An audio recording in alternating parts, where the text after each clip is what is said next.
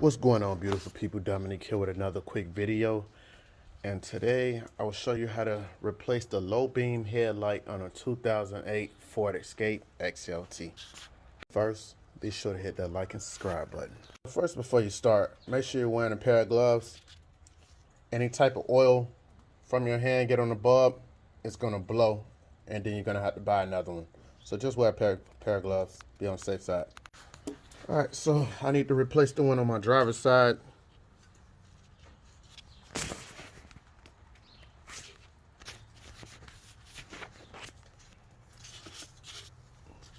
So you see the little harness.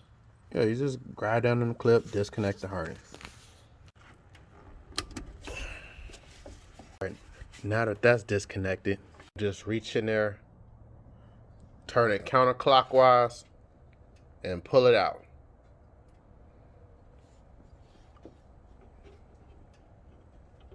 And since you disconnected the harness, just grab your new bulb. I'm gonna show you which one you need.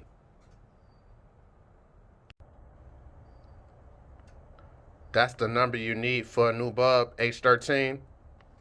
Say 9008. Connect your new bulb.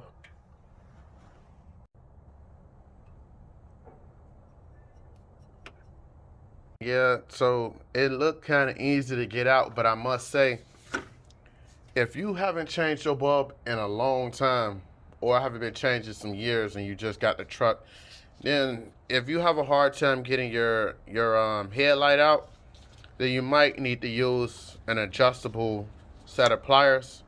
So once your new bulb is in there, turn it all the way to the left, like you're trying to untighten it.